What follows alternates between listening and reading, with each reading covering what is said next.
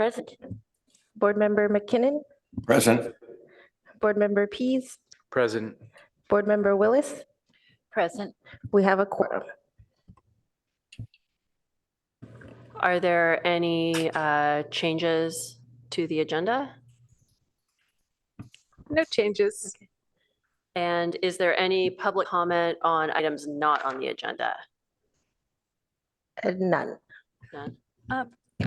Excuse me, on the agenda, are we going to talk at all about the community meeting? When we get to the next item, are we done with the public comment? So it's part of the next item, the community meeting is part of the next item? Well, yes, the next item is, so are you ready to move to Yes, we city can move on. official reports? Thank you. Okay, I'm sharing now. So these are the upcoming meetings that we have for the remainder of the year 2023. This meeting today, and we've taken roll already, right? But Vice Chair Roman is not here in case we needed a timekeeper, somebody, I guess, who steps in, somebody helps. Then we have the meeting of the 24th. So this is a special meeting, the community meeting, and this will be on Tuesday, the 24th at 6 p.m. It will be in the same location as last time, which is the community room. And it will be a presentation by the consultant, staff, and if interested, HRB members can participate. I'm having an initial discussion with our chair and vice chair about roles for the HRB members. And we can go over that a little bit. But it's an opportunity to fully understand the historic reconnaissance survey, and for the members who, the property owners of the properties in the survey will be receiving notice cards, letters, inviting them to that community meeting. And so that's our next meeting. And then we have two more after that, which is November 9th and December 14th. Those meetings will be focused on the nominations of the properties. We will be bringing them in batches. So we have those two meetings for the remainder of the year for those. And we'll then also have meetings in January. One meeting would be a regular meeting, and the second meeting would be a special community meeting. So it could be end of January or early February would be our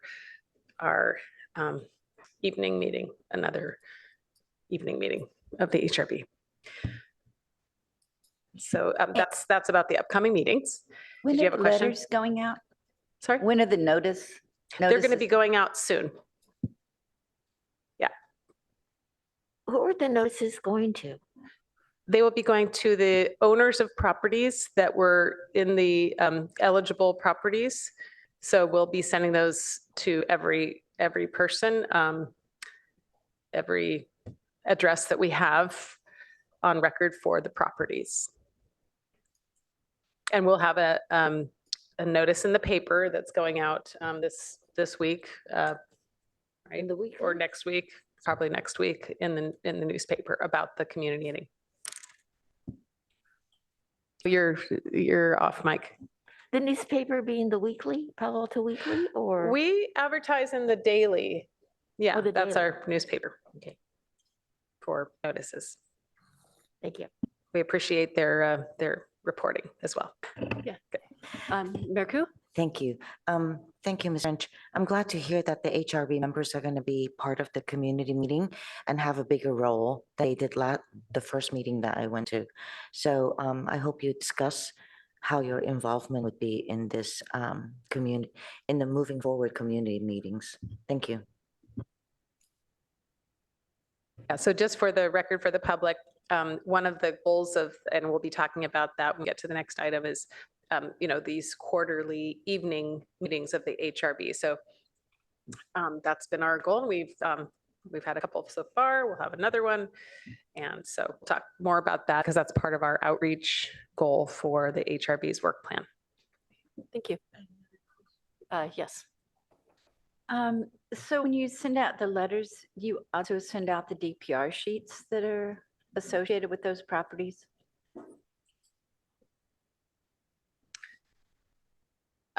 I don't have that information at the moment. Maybe we can talk about that later. Okay. Thanks.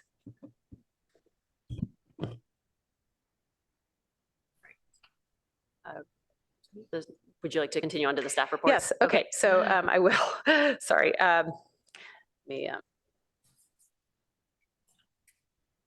Okay, so today, the packet that you received is probably our largest of the year. And it's to, our mission today, our item is to discuss work plan goal 4. Which is published on our city webpage. So just to it's a study session. Just wanted to do a couple of things on my end to present.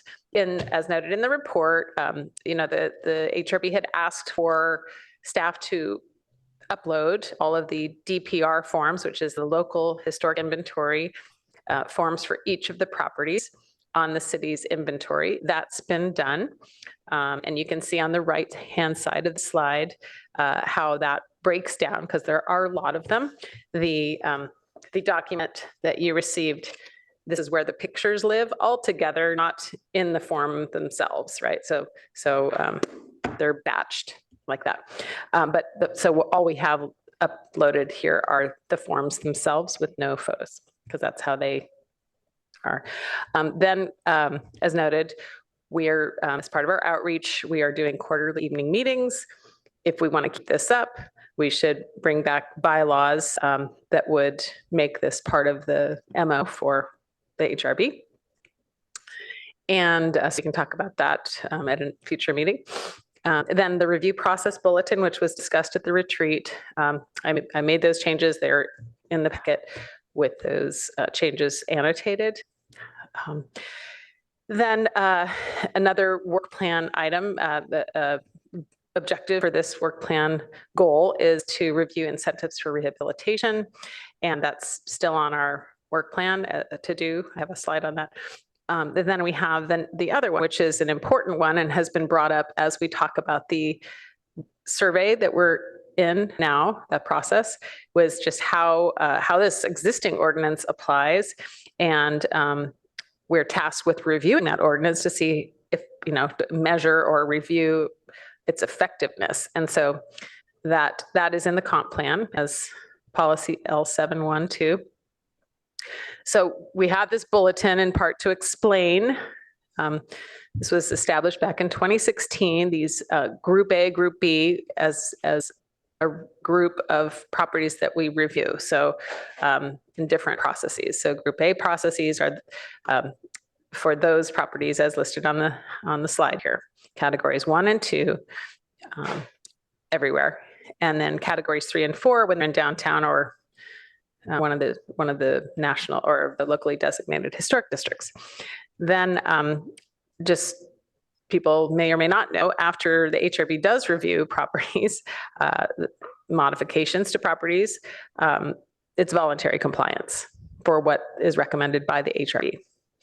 So that's maybe a lesser known aspect of our code. And the HRB is reviewing significant buildings.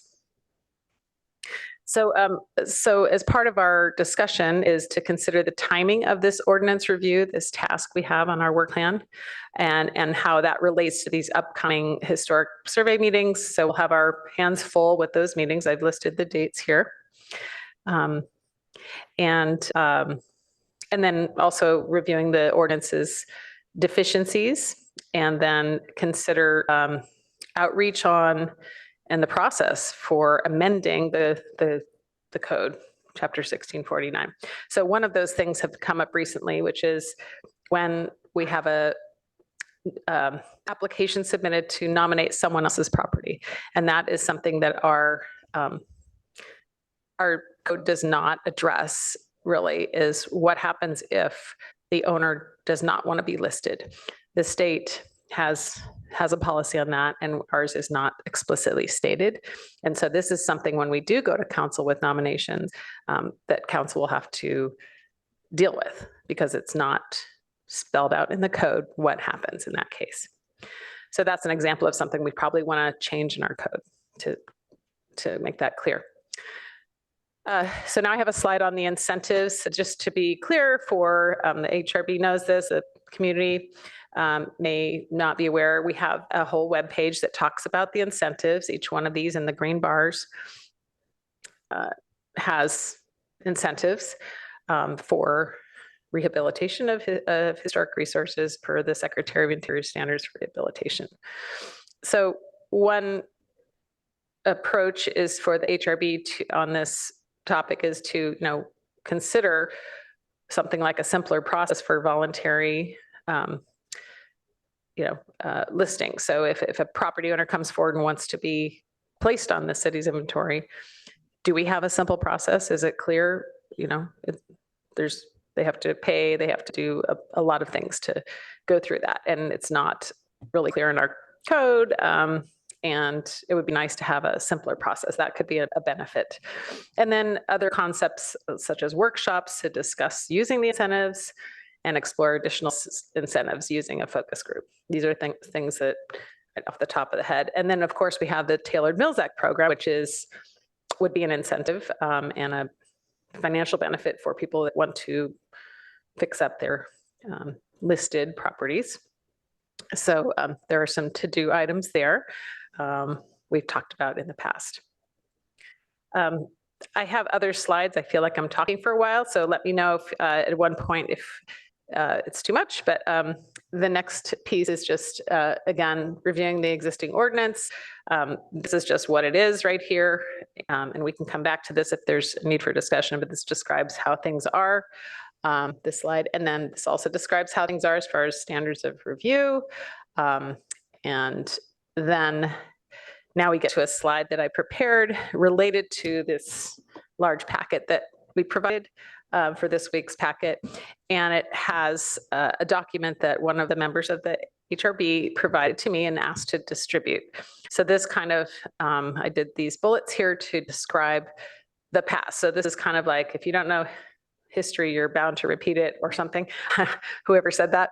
It's good to understand what happened the last time there was there were changes to the city's historic preservation code.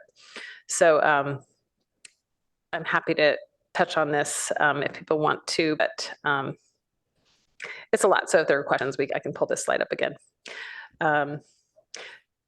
So what really would be good is to talk about potential timelines for this goal to especially outreach on something like this as to how we would involve the community and providing input on some procedures that we might want to add to the code, criteria, and what to do about National and Cal Register listed resources that are not called out in the ordinance that may not be on our local inventory.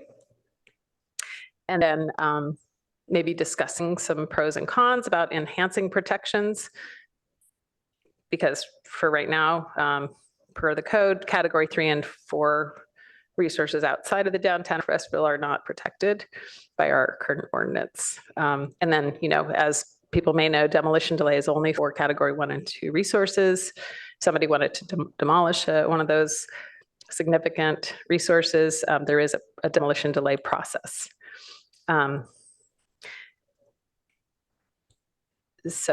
then as we finish, or as we go through this historic survey that we're in now, we might want to talk about future surveys for our older properties in the future that become eligible, and how would those, get uploaded. So if the ordinance had that clarification, that would be helpful as well, what the process would be.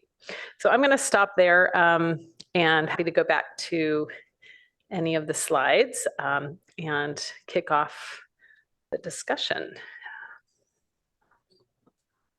Let's do some board questions, and then I would like to take pub comment. So are there questions specifically pertaining to the presentation? Yes. Amy, could you pull up the slide that said the 1999 failures, or we don't want to repeat those? History. Yeah, the history. So I know, and I don't know if it's Chair Willis who provided this document from the past. And I don't know if Chair Willis is interested in speaking to this, but I basically threw these bullets on the screen to help. And if you'd like to ask questions specifically about what you're seeing there.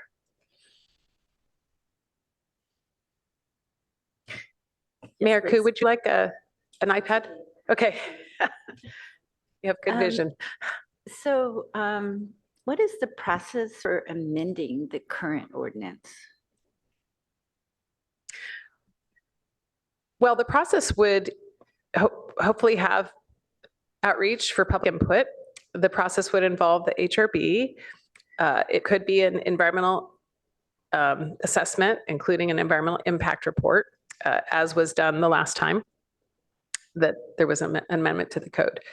So if we wanted to do it piecemeal, like amend definitions or, change definitions of categories. I mean, I'm thinking add definitions because, it looks a little skimpy there. So even minor changes would need to go, or do you see that it's a process that we need to sort of evaluate the whole thing at once? well, there's a whole range of options there. We've amended our municipal code in bits and pieces over time. When it does impact properties and property owners, it's important to, I wouldn't want to do that in a piecemeal fashion that was under some kind of radar. I mean, we need to be very transparent and very clear as to changes and how they might impact property, and notify property owners and include them in any kind of outreach. But if the changes weren't necessarily going to affect anybody directly, like adding definitions, would that be a different process? I mean, it could be if you're defining like what is a roof. I think, that would be not affecting property owners. So I guess it just depends on what definitions you're thinking of. Oh, well, redefining category definition. Yeah, so I mean, I can imagine if you were going to redefine somebody from a category 3 to a category 1 or 2, now you're Change the impacting. name. Just no. So category 1's become heritage or landmark. So not any change in effect, just in a change of name. That seems to be less impactful, but it's again, just the transparent factor. We'd want to make sure that the whole community is understanding why this is happening and what effect, if any, this has on the actual properties that would be involved in renaming. So we're going to go through this review process. I just want to make sure I understand what our work, the product of our work plan is actually going to be. I think, and please correct me if I'm wrong, we're basically going to make a set of recommendations. Is that correct? Yes, the HRB is a recommending body to the Yes. city council. Okay, so does that mean anything that's all these questions, we can address them all in that set of recommendations?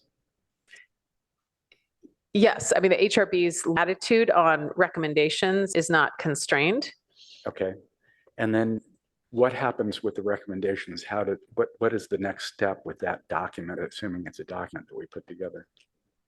Well, the recommendations to change the ordinance, that's an ordinance. So an ordinance is prepared with the, annotated to show what's recommended by the HRB.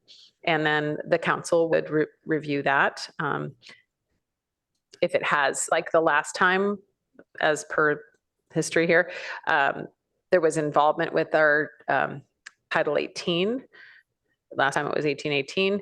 This was a requirement to go to the Planning and Transportation Commission. Their purview is over Title 18, any changes. So they would be involved in if that title was touched. Okay, could we, for example, make recommendations for new incentives, new types of incentives for preservation? Sure, any incentives that are recommended by the HRB could be discussed in Chapter 1649, the Historic Preservation Ordinance, but they have an effect on Title 18 as per, what can you do to your property? So that pretty much is touching Title 18, and that would involve the Planning and Transportation Commission. So any modification really is an extensive process involving multiple commissions and the city council. Yes. Yes. That we're free to determine the scope and of what we want to recommend. Is that correct? Yes. I mean, I just think it's not a quick and easy process. We need to understand Oh, no, I don't, nobody's expecting a Yeah. quick and easy process.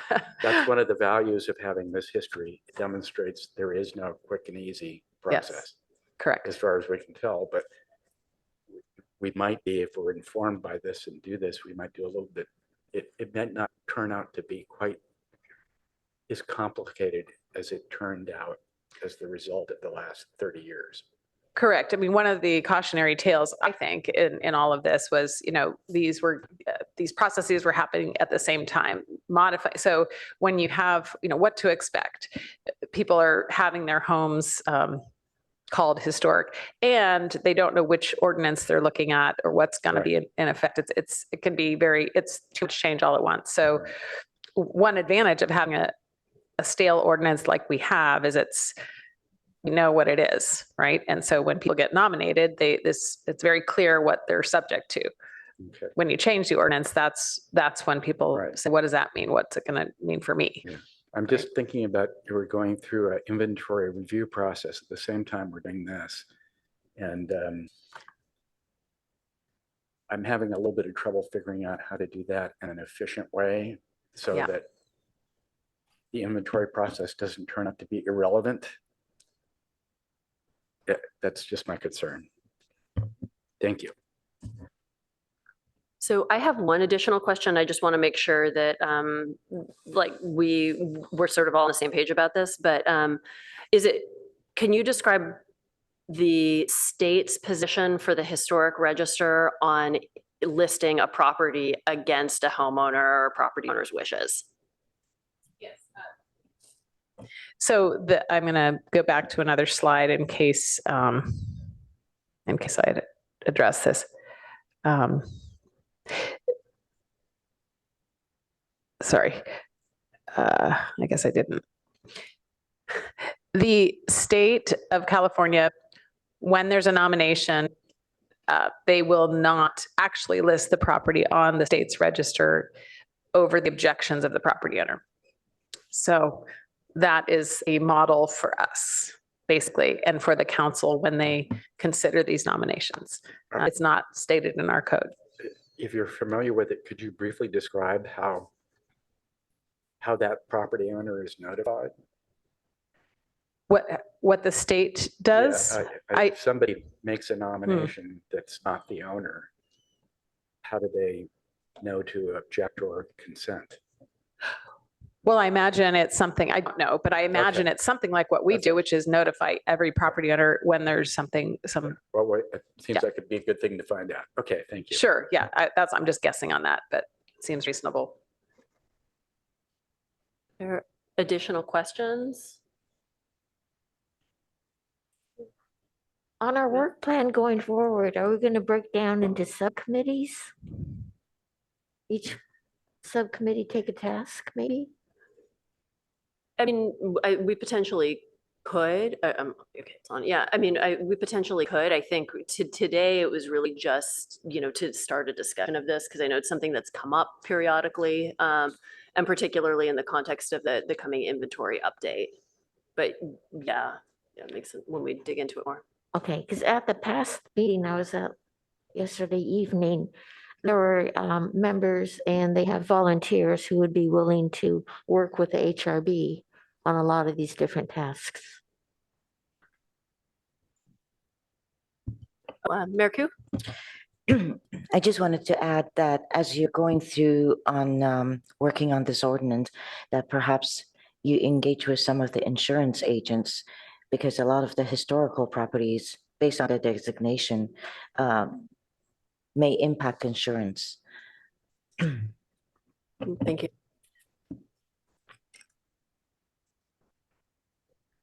Additional questions? Otherwise, I think we're gonna go to public comment and then we can discuss. Okay, do we have a public comment? Yes, we have one in person and two on Zoom. So first in person is John Bard.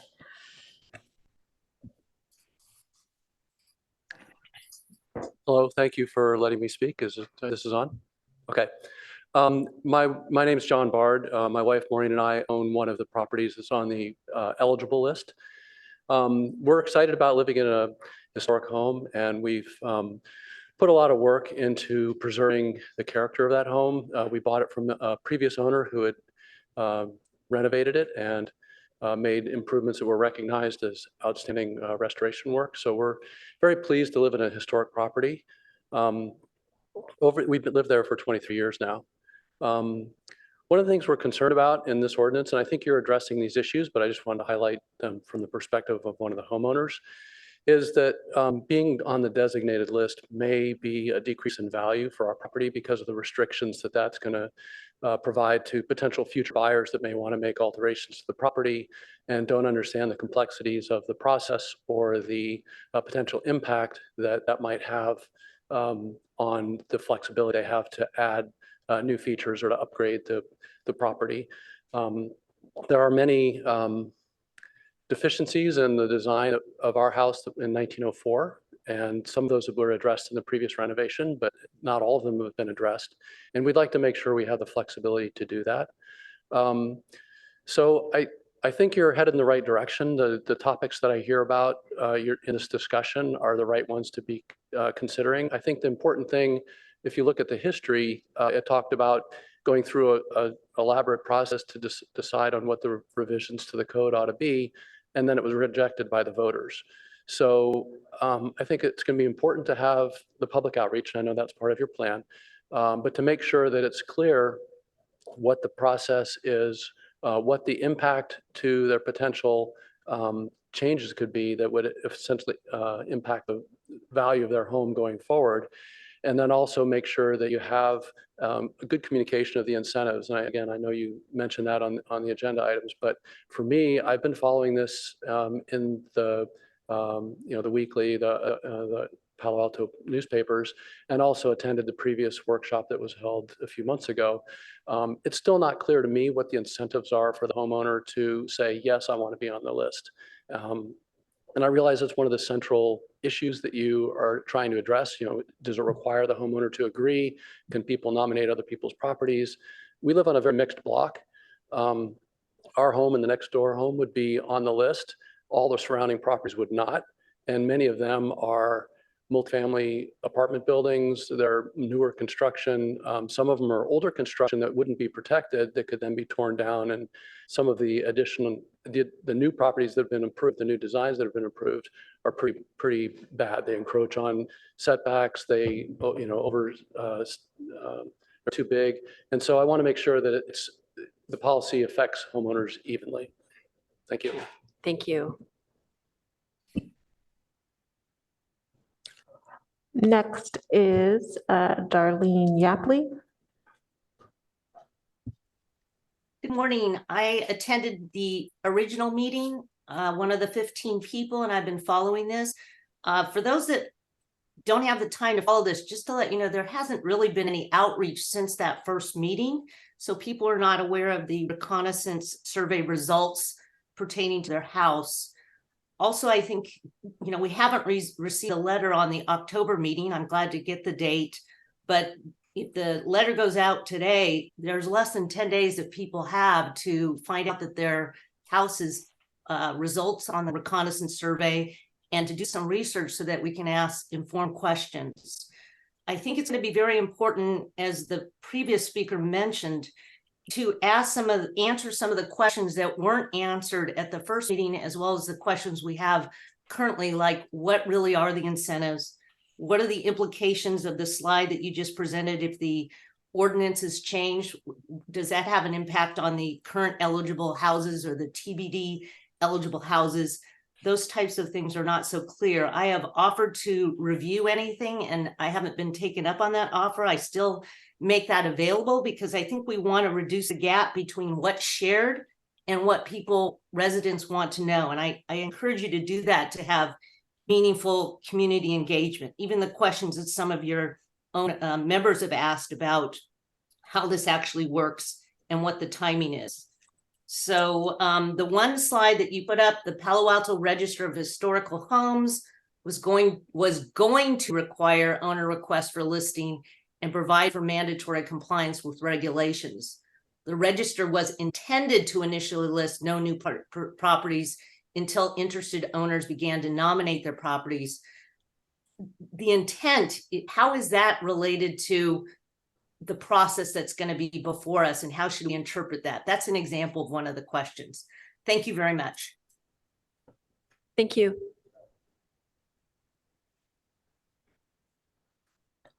Next is Simon Firth. Hello, can you hear me? Yes. Oh, good. Thank you. I'm a homeowner. I'm in the same position as John. I have a house that is potentially going to be listed as historic. And I sent a message to you all at about 5 last night. So I doubt you've read it, but it does have some questions. So if you have a chance to read that, that would be great. I basically agree with the other two speakers. I sort of concur with what they were saying. I'm actually sort of agnostic right now as to whether I want my house relisted, but I would but I would like to be asked. And our house is a particular situation. We are listed as potentially unregisterable because on the survey of the last survey, it was listed as potentially under the historic persons category in the National Register, but bizarrely not in the California Register. It's listed because of the guy who married one of the sisters who built the house. He was called Jack Albee, and he was a local constable, which is, cool. But equally, his wife, whom he married in and who built this house, was a local school teacher in Mayfield. And frankly, I don't know why he gets privileged over her. So my question is, when you discuss the deficiencies of the audience, can you explore the historic persons category and just look at who these people are and why are they picked out? Is it just because you happen to know about them? So, for example, the house across the street, which was built by the same builder as who built our house, is not listed either currently or as proposed. And it was built for a Stanford professor who I would have thought a Stanford professor would be as cool as a constable. And across one street from us is the house where Burge Clark, his father lived. He was a Stanford professor, and where Burge Clark grew up. The house is, as far as I can tell, still the same house. That is not listed under either existing or proposed. And is that because you just didn't know that he lived there, or some other reason? So it seems to me that this persons thing is arbitrary and a little bit kind of like what are the rules for why someone is important? Personally, I think either you should ditch that and just designate buildings based on architectural merit, which is pretty straightforward. It's a matter of opinion, but it's also, that's one category. But when you start to privilege people, I'm not quite sure why you're choosing some over others. I think one alternative would be you could just say every building built before 1945, say, is bound to have had somebody who was important in some way. And so why not just register every single historic building? And if you're not going to do that, why register some people's houses and not others? Okay, that's it. Thank you very much. Thank you so much. Just to comment briefly that this email that we received last evening was sent to the HRB members and staff last evening, yesterday at 9 or something, close to 9. Yes, thank you. Yeah, okay.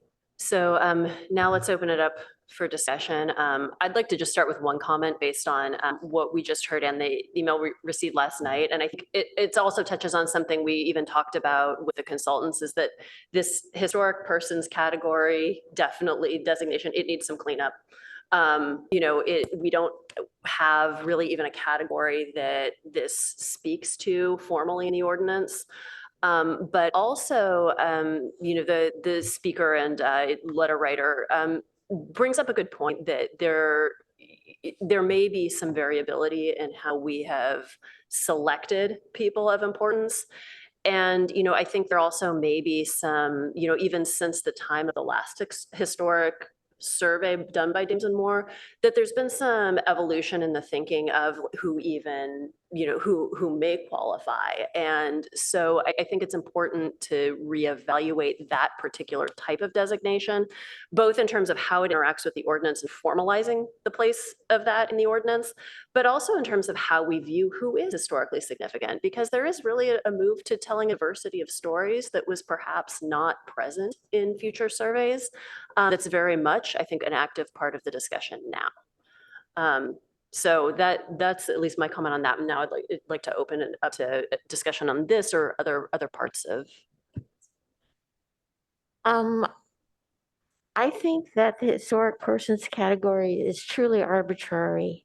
And I think unless something significant happened in that building with the significant person, then that would qualify that building to be registered, such as the HP garage. I mean, that's the one that I can think of that truly, should be recognized. But, just because somebody lived there, that's too arbitrary. And they might have just visited a friend, and maybe they composed a song, while they were there, but, does that make that building significant? I don't think so. So anyway, that's my opinion. Yes. Speaking to historic persons, I think part of what came up in the comments was one building over another. So we do have a house on Stanford campus. It was an A.B. Clark house for a very long time. And I think that's the representation of his house, that we tend to pick the most significant house associated with that person. So because somebody lived there, there might be another property associated with them that is more worthy of recognition. And I do think that we need to remember that these buildings are about more than buildings. They're about our history and our stories, and not repeating our past mistakes, and where we've been and how far we've come. And people that live there are very much a part of that fabric. And most of them aren't going to be totally significant people. They're the ordinary people that make the world go round. And in Palo Alto, I think we are privileged to have a lot of people who push the world pretty fast. So more than most communities, we've had some very strong players in our past history. And I think it is important to maintain those buildings as symbols of our past. And they might not be architecturally significant, but they're definitely historically significant. So I differ in my opinion there. Yeah, I just wanted to express my appreciation for the members of the public, like the gentleman in the audience today and the gentleman that spoke via Zoom, who wrote that letter to us, which we did receive and I did read last night. I think these people, willing to come up and speak to us, this is valuable information to us, because this is direct feedback from people who are impacted by what we're doing. So hearing what their impact is and what their experience is, I think is very valuable to us. And I don't know if there's a way that we can, I know we're collecting information, a subgroup of these people, but can we refer back to them and continue this dialogue? I know that that's what the public outreach is all about, but maybe we actually have a specific group of these people who are willing to interact with us in a way to share their response or their thoughts or how they're going to be impacted Obviously, some people have a more positive outlook on how they're going to be impacted. I think we still get a lot of negative input on how we're going to be impacted, but I just feel like this is an important maybe subgroup of people that we could collect and pass by things by, or I don't know if people are willing to do that, but that was one thought I had. And then another thought, we continue to struggle with our incentives. We just don't have a lot of them.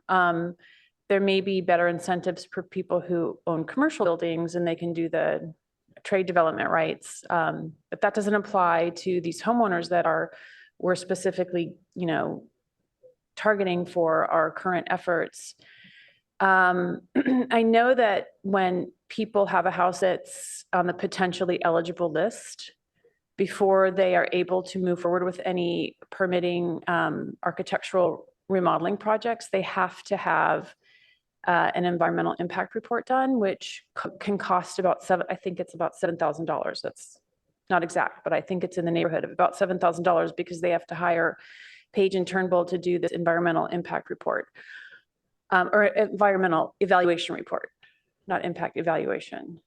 And so I feel like if that could be an incentive, is if they don't have to endure the cost of having their house taken a closer look at by a professional firm like Page and Turnbull.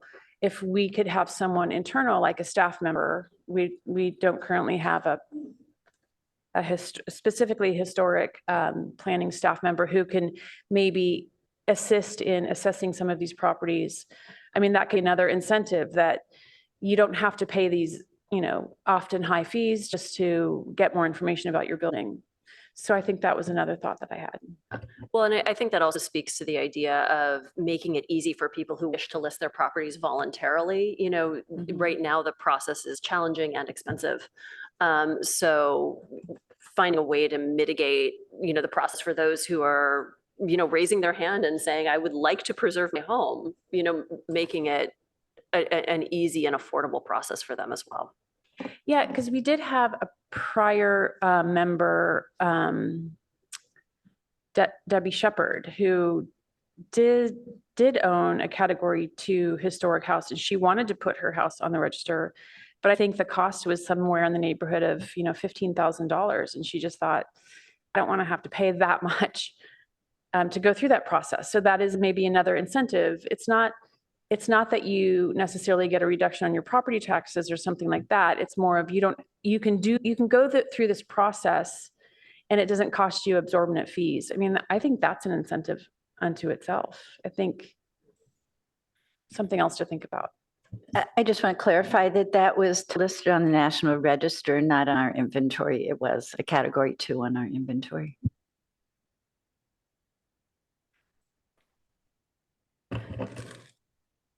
This is actually a follow-up question for Amy. I don't know, would a staff member when Palo Alto's had a staff member in that historic preservation position, is this something they have been able to assist with?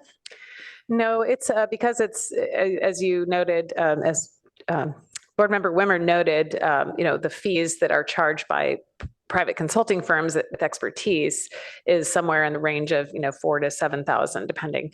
And because it's intensive work that requires, time to prepare and review and research. And so the historic planner that was here, there were some cursory looks at things, but not the ability to develop an entire report that follows all of the Secretary of Interior standards guidelines for such things, or whoever makes those guidelines for such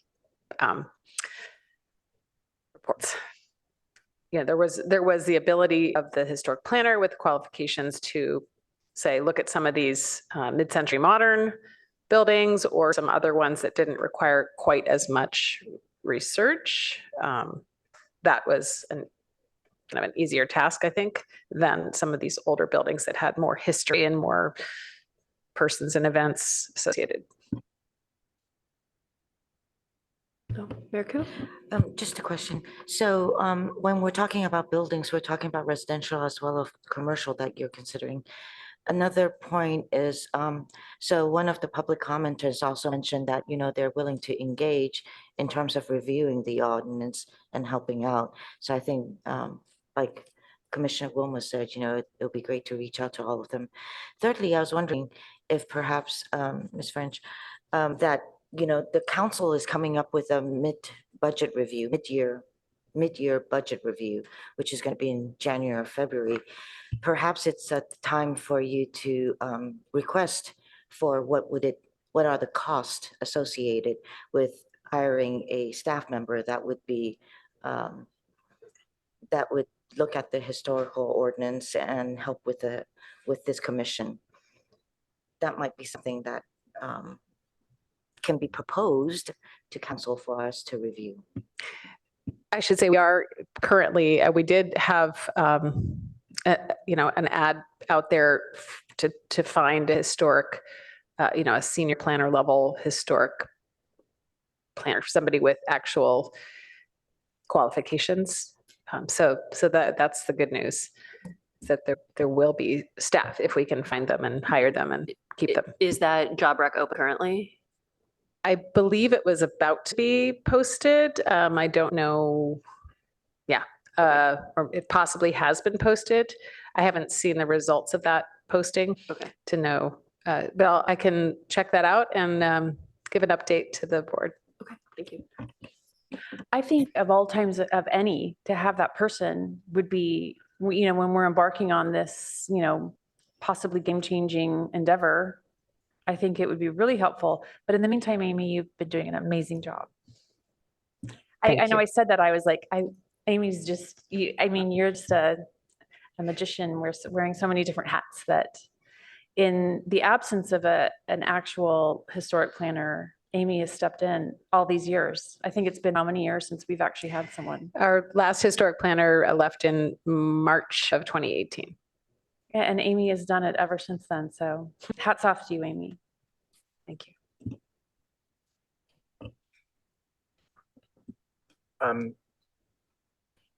It seems to me that when I first got on the board, the only thing I experienced was very specific questions about very specific projects passed to us from an architectural review board. And everything we're talking about, it seems to me this is called the Historic Resources Board, and historic resources is a lot of things. I mean, we now have a museum that's in development, and there are, I think, as many of you know, I think there are other ways of preserving things without physically preserving them.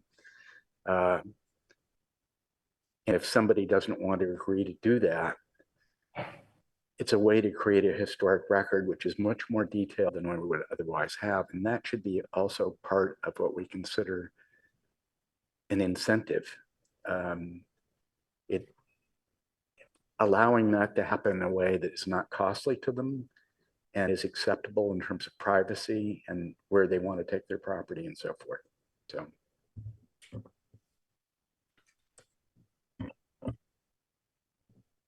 Additional comments?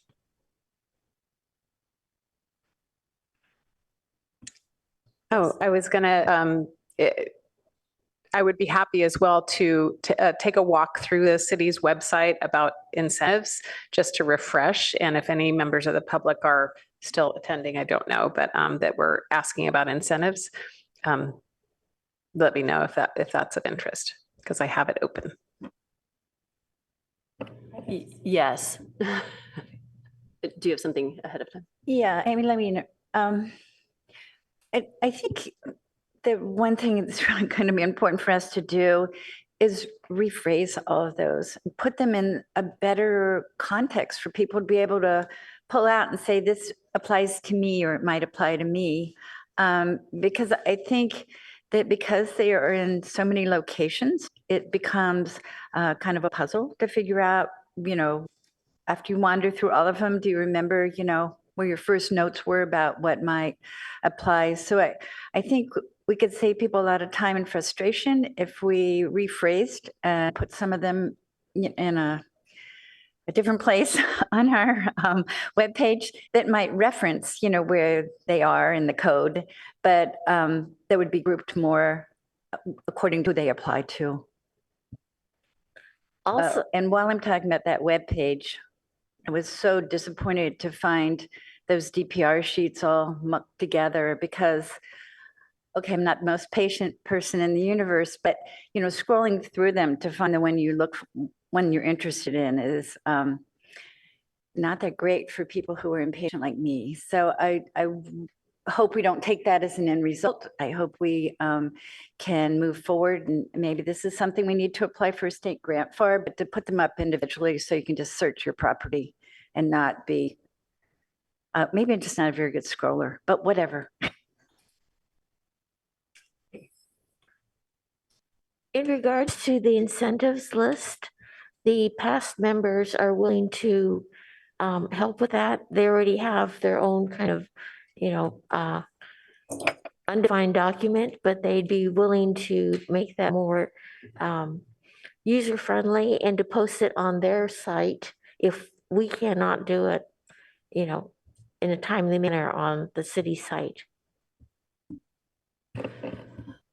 Well, and I've also really heard that people have questions about what their responsibilities as a historic homeowner on the registry, like what those actually are. And I think that is harder to pin down when somebody's doing a look at the website. And I think part of that is because it is a little situational, and also in some cases, it's entirely voluntary. But really conveying that to people, and also, you know, conveying the idea that this doesn't impact somebody's ability to renovate their kitchen or their bathroom, you know, like the improvement to the property is possible. And finding a way to make that clear in the context of a home that has a designation. Yes, the labyrinth of web pages is a something. So I'm going to share my screen, and so people understand the labyrinth, and it's really tough. I agree. We have a portal, which is the department, Planning and Development Services Department. So I'm going to share my screen. So the entry point to historic preservation on the city's webpage, other than the HRB page, which is about, you know, that has the agendas, the minutes, and the work plan is there on the HRB plan. So, but this is the department web pages. So, you know, we have several sections of the department. Planning division is one of them. And then within planning, we have 3 sections: long range planning, current planning, and then a dedicated historic preservation program, which you click on. And this takes you to the page that says historic preservation. So to get to this page, it's departments, planning and development services, historic preservation. Once you're in this portal, you know, it clicks over to Historic Resources Board and project review, which is the project. This includes looking at this areas of work, it has project review as the top. It has preservation highlights, preservation incentives. Then we have down at the bottom properties eligible for listing on historic register. So I believe this gets you, let's just click on that. That gets you over to the reconnaissance survey we're now in. It talks about it here. There's another way to click there, and then you go to the project page. So for the public to, oops, well, I went too far. Okay. Somehow that happened. Yeah, I'm having a hard time saying it won't go back. So let's see. Reconnaissance survey, let me go back. I think just scroll to the top of that I'm just page. gonna click there and go back. There we go. So under preservation incentives, you click, you get to this page, and it shows, so that's collapsed, but as I had on the slide, these are all entry points into the various incentives. So first of all, the building code. This talks about the building code incentives or applicable regulations. So for instance, category 1 and 2 buildings are exempted from this copper replacement rule or code. There's the California, it talks about the California Historic Building. So each one of these green bars provides a menu of, that can be, again, clicked on to get there. So this is telling folks about the different sections. I was going to find the one that's about historic, HIEs, home improvement exceptions. In 2018, I believe it was, we expanded that to, in the Title 18 code, to include category 3 and 4 resources to take advantage of those home improvement exception benefits. So these are the zoning code, Title 18 incentives. So, incentives are not listed in Chapter 1649, the Historic Preservation Ordinance. We have some benefits in the South of Forest area, in that coordinated area plan. We have these policies that we are now implementing through our work plan. Or some of them, I guess. Actually, we're not implementing these ones. But these are policies and in the comp plan. So the question is, how to promote and expand incentives, right? So that's, how do we promote? How do we make sure people understand that that's an option? So, this is where we start talking about what are the ways. There's the webpage, which doesn't get lost there. Like, there's workshops, there's community meetings, there's pamphlets. I don't know. There's using our partners, such as Past. I thought that was a good suggestion. The subdivision code. This was probably a decade ago now. We set up the incentive of you can split your lot if you have 2 homes, one of which is historic on your property, even if you're in the R1. And then, we don't have a lot of information on this. We just have links to the federal investment tax credit. And then there's, now there's the state. So we should probably add that one. There's a income tax perk for rehabilitation. So that's needed to be added here. And I believe they just started talking about funding that program. So that gives an idea, at least, of what the city's webpage shows, even though it's a labyrinth to get there. And, we can maybe a subcommittee to really focus on the visibility and how things are presented and where on our web pages and how we partner best with Past would be a good kind of subcommittee of the HRB. I do think outreach would be a good subcommittee. I know that that's an interest of Vice Chair Romans, and so perhaps we could talk about it when she's in attendance at a meeting.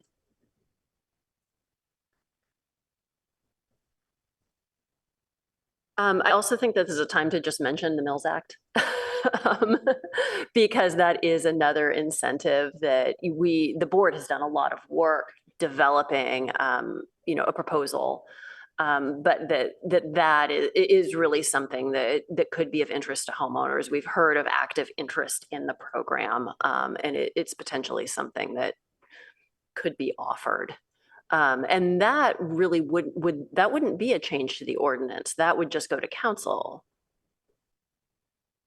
Well, there isn't a Mills Act program spoken of in the ordinance. So, that's. Can council just grant contracts? Can they just grant a Mills Act contract if they approved a program? We do have one Mills Act contract in the city, so they have granted that in the past, or extended it or changed it. So I think that could happen. Ideally, we would have a program that's more set up Yes. in a code or referred to in a code, like the chapters at 1649 or Title 18. But yeah, I suppose it could happen without a code amendment. Okay.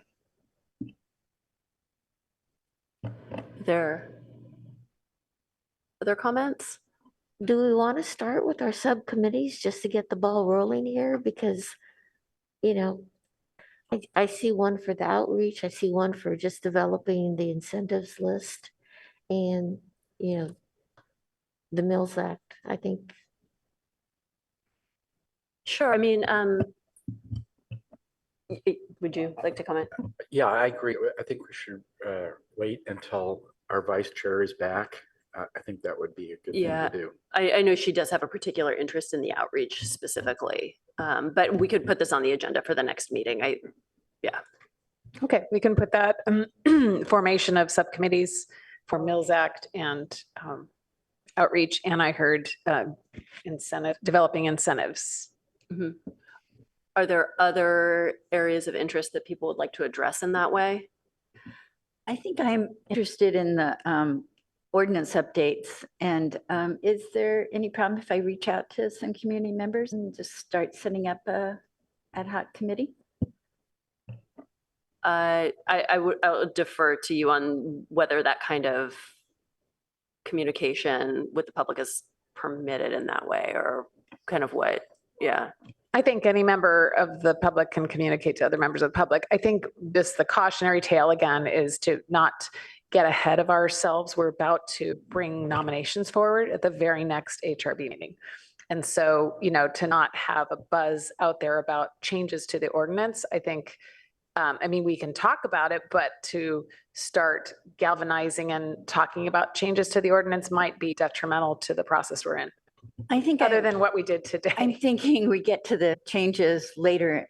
I mean, I think the changes will evolve out of a conversation. I don't see the changes being obvious instantly. So from my point of view, it's going to be a big project. And I think that if we got some input from the community and some, along with it, some understanding of where we are right now, I think that would be a big plus. So I'm not looking so much to decide where the ordinance is going in the next I don't know, couple of months before Christmas. You know, I'm more looking about getting people to start thinking about where we are and what we might want in addition to. You know, I think we do have these public meetings coming up. You know, they're the ones that are focused on the inventory update, but I think that's also scheduling maybe the January one or when the inventory update is, you know, more in progress, that's a great place to really try to actively engage the community on what they would like to see in any sort of changes to the ordinance. I mean, it's an open evening public meeting and people can just come and tell us what they think. Okay, for the meeting on the 24th, I know it's a short time period, but you know, if passed and the HRB could come up with that simplified incentives list for the homeowners. And I think handing that out at that meeting would be really beneficial for people to know, you know, what's it going to mean to me? Because, you know, going through this, I couldn't figure it out. And the past members, they also have their own little list of what they tell people.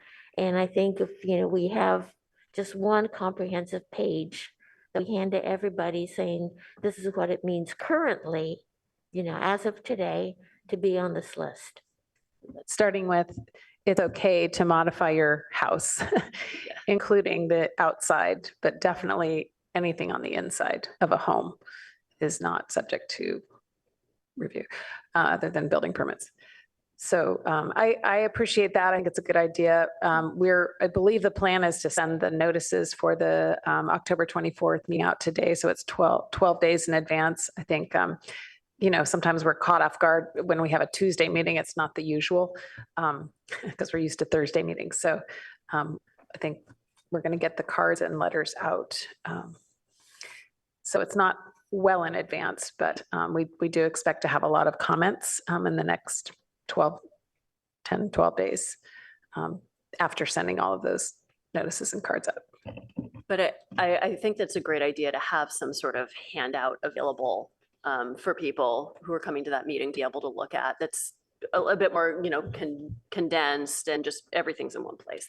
Yeah. So maybe with a short time frame, it just comes from past, and I'd be willing to help work on that.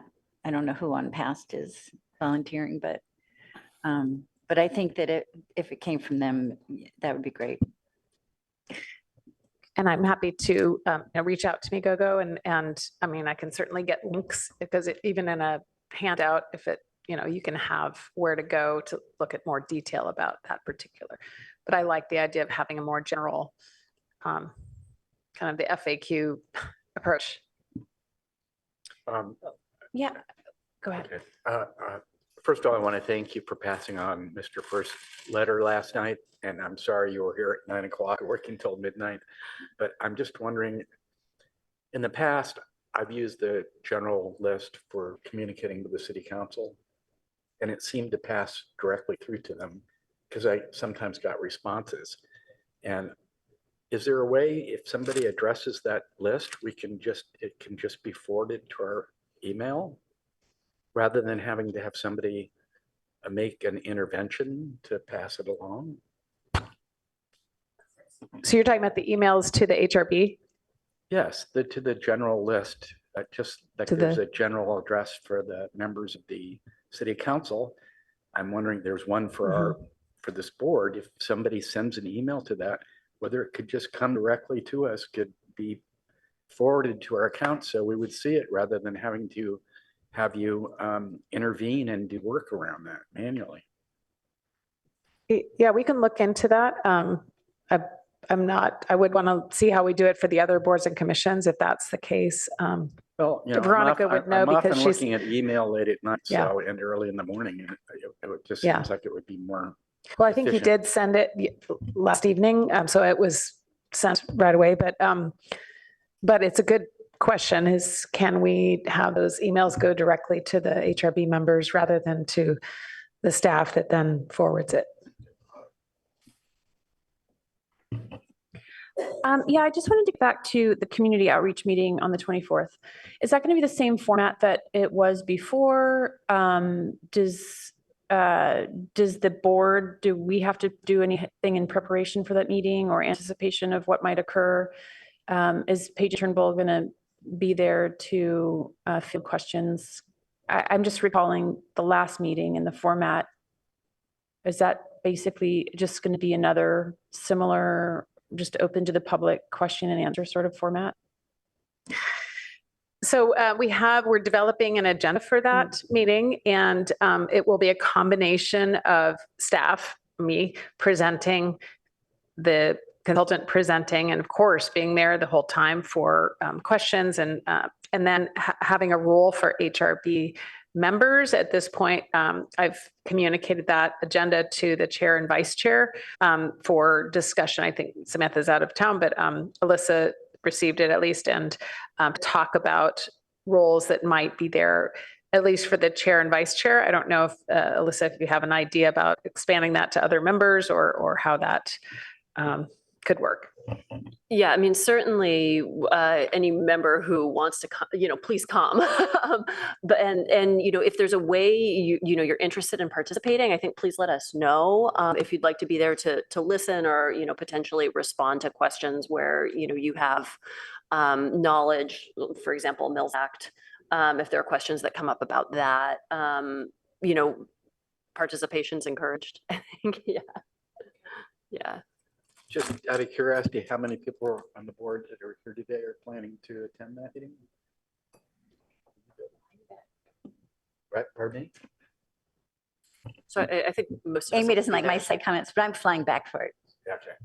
I think also, I recall last meeting, I just attended by Zoom, and which was fine just because there was nothing for me to really respond to where there were no direct questions to the board. So responding or participating by Zoom seemed to be fine, just because at least I was informed as to what happened during the meeting. And but so that's also an option, I think.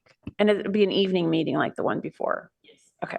Yes, because it is a full board invite and likely quorum, sounds like, we will also be, and we'll talk with Mike if he plans to attend. We'll have to post his address again. But it's a quorum of HRB members, so it's a HRB meeting as well as a community meeting.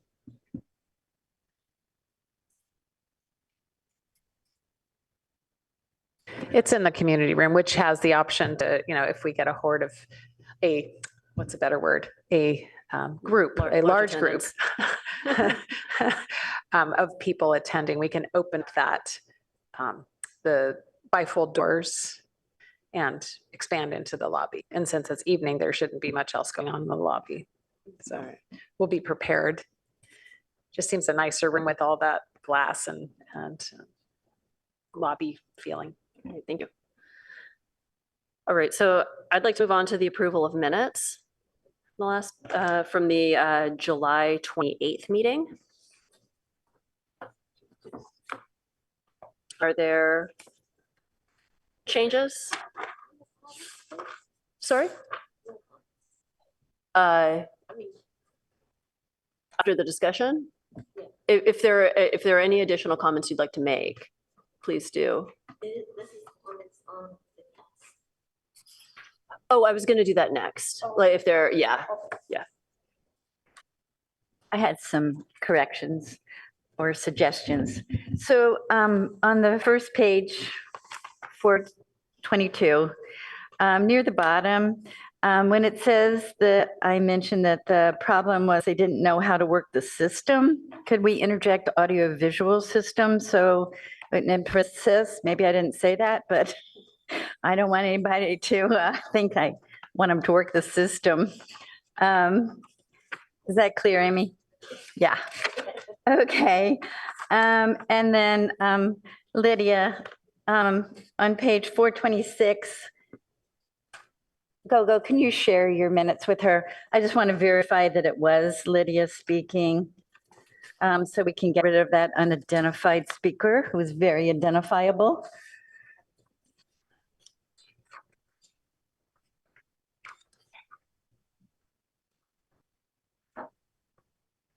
Yeah, it looks like the transcriptionist guessed at who it was. And so I Yes, think yeah.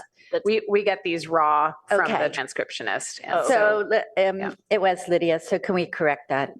yes.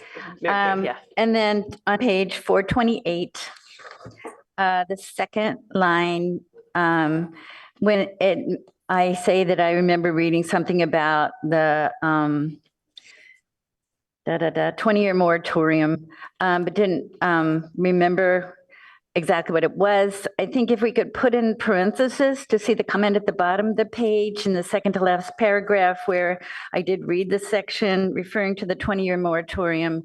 I know, but nobody's going to go back and read our minutes. But I just think it would be clearer if we actually had what it was before we had to get so far out of that conversation. I'm unclear what the change is. I'm looking Okay. at the section that So you're, in the second paragraph, it says Board Member Willis remembers reading something about that, but didn't remember the 20-year part. So in parentheses, after that, could we add see comment at bottom of page, second to last paragraph? And that paragraph reads, Board Member Willis read this section referring to the 20-year moratorium to clarify. Blah, blah, blah. So I just think, well, it was on the topic to interject that in parentheses would be helpful if anybody's actually trying to track it down. so basically see below Yes, Comment basically see is below. in parenthetical on the Yes. first comment on that page, your comment. Yes. Okay. And then I think I just have one more, maybe two. I have two typos basically. So page 429, 1, 2, 3, 4, 5, 6, my comment, near the bottom. But if they need someone else from the city needed to come, they should keep that in mind. So I think if we just crossed out, maybe I did talk like that, but hopefully not. But if someone else from the city needed to come, they should keep that in mind. So if we just cross out, they need, I would sound more articulate. I appreciate it. Thank you. Is that clear, Amy? I haven't found the reference. Can you say the page number again? 429, 1, 2, 3, 4, 5, 6 down, Board Member Willis. In the bottom, the very end, after the comma, if they need someone else. So it should read, but if someone else from the city needed to come, they should keep that in mind. So if we just crossed out, they need, but if they need. Okay. Thank you. And then again, English.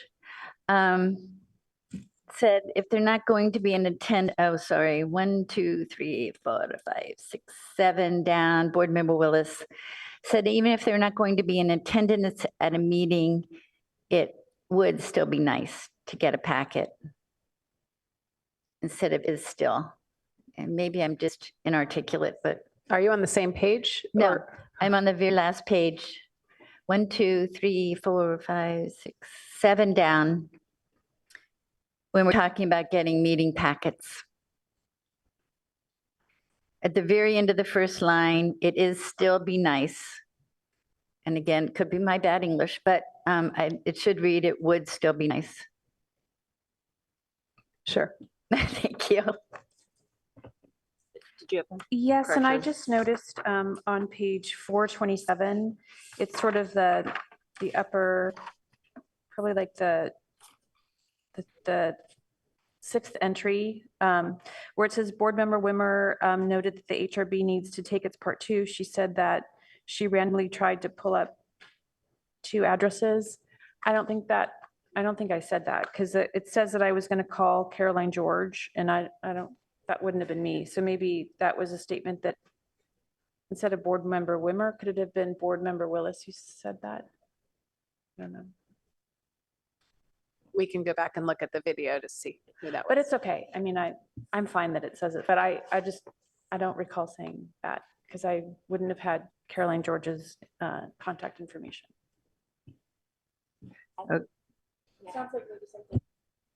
Yeah, let's just check the transcript and get it with the right speaker. Yeah. No, I No mean, one's gonna come that's after me. something that is really important to, in these review of minutes, to make sure it's, attributed to the right member. That's important. All right. So. Yeah, well, It does sound like me, but I unfortunately did not recall it, and I need these minutes more quickly, so I do what I said to. we'll get it sorted out. The transcripts or the. I've the committed tapes are to there. reviewing Yeah. the video to see who it was. Yeah. So is there a motion to approve as corrected or? Oh, okay. Excuse me. There's another unidentified speaker towards the bottom of the page. And Oh, Here we go. We have a field trip entering the room. Hello, children. hello. We're having a public hearing with the Historic Resources Board. They're a very important board for the city. You may have seen older homes in our town. Hello. how cute. That's so cute. Yeah. I think that an identified speaker may have been Amy French. I think so too. I may have been off mic. Yeah. All right. Is there a motion to amend as or approve as corrected? I'll move that we approve the minutes of way long ago, July 28th, as corrected. Second.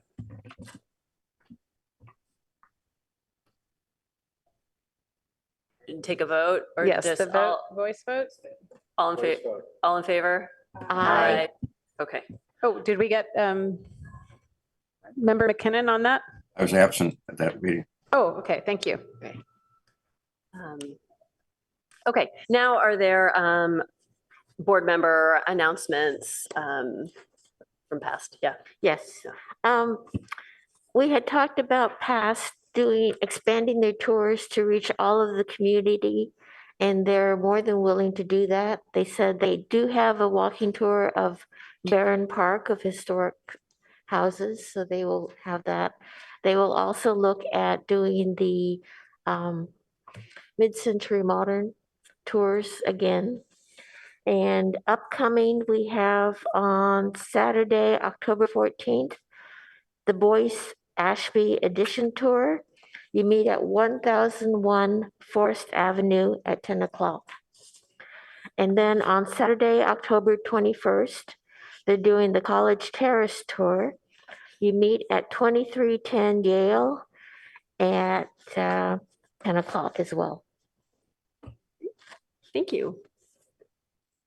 Also, Pass said they're willing to collaborate with us on whatever is needed, such as web pages, the inventory, outreach, and the welcome packet for new homeowners. Wonderful. Other announcements? All right, can we move to adjourn? I move that we adjourn this meeting. Second, All right, all in favor? Aye. Aye. Aye. Thank you.